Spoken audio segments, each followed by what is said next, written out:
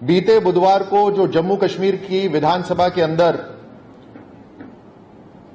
धारा 370 वापस लाने की जो कोशिश करी गई, उसके अंदर इंडी अलायंस कांग्रेस के नेतृत्व में सबसे आगे था। इस इंडी अलायंस का और कांग्रेस की जो मानसिकता है वो बार बार उजागर हुई है भारत को खंडित करने की। धारा 370 वापस लाने की जो ये नाकामयाब कोशिश की गई है, ये उसी श्रृंखला में एक और कदम है।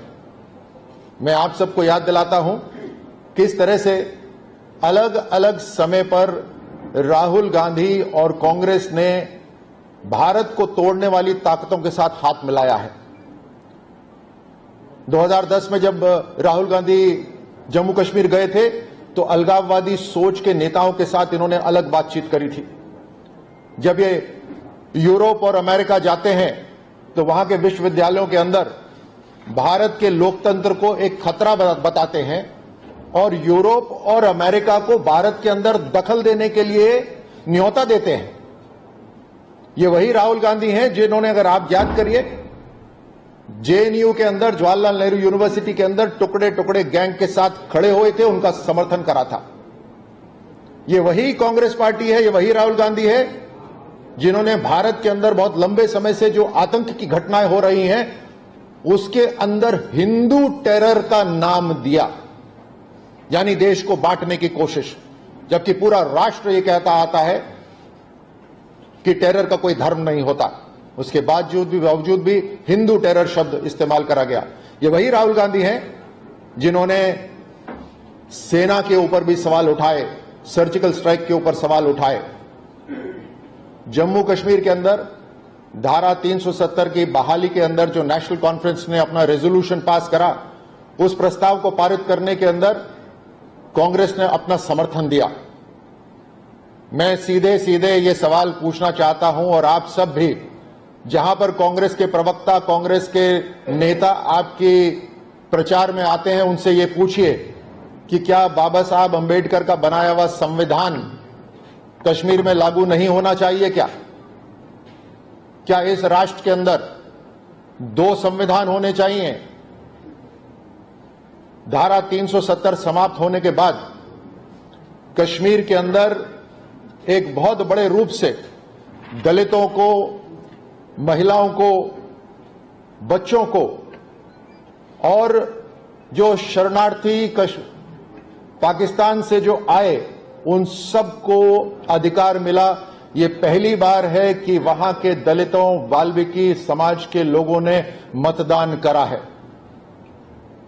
क्या कांग्रेस पार्टी इस अधिकार को छीनना चाहती है?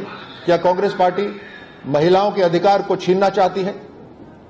अभी इन्होंने एक बहुत बड़ा आर्टिकल लिखा और उस आर्टिकल में दिखाया किस तरह से ईस्ट इंडिया कंपनी ने भारत को लूटा था। भारत के आजाद होने के बाद सबसे बड़ी प्राइवेट लिमिटेड पॉलिटिकल पार्टी ने भी वही करा जो ईस्ट इंडिया कंपनी ने करा। इन्हीं के परिवार ने भारत को लूटने का काम करा। आखिर राजनीतिक भाषा के अंदर युवराज किसे कहा जाता है, यह आप और हम अच्छी तरह से जानते हैं।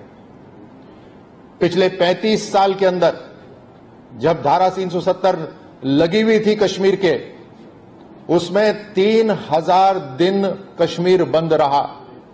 यानी 35 साल के अंदर 8 साल कश्मीर बंद रहा।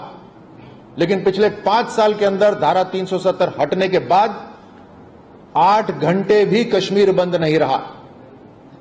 पत्थरबाजी बिल्कुल बंद हो गई। अलगाववादी हरकतें 70% कम हो गई।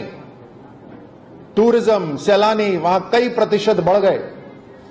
कमजोर तबकों को संविधान ने संवैधानिक ताकत दी, मतदान की ताकत दी, प्रॉपर्टी का राइट दिया। ये सब वापस लेना चाहते हैं कांग्रेस के नेतृत्व में इंडी अलायंस।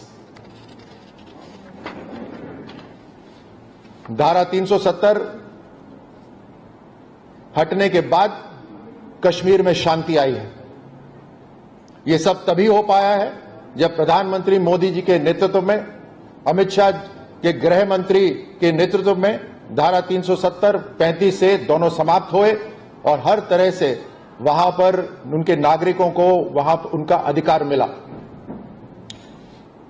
मैं राजस्थान और देश के नागरिकों को स्पष्ट रूप से बता देना चाहता हूं कि इन्होंने जम्मू कश्मीर विधानसभा के अंदर धारा 370 वापस लाने का रेजोल्यूशन पास तो करा है, जिसे इंडिया अलायंस का नेतृत्व में कांग्रेस ने पूरा समर्थन दिया है।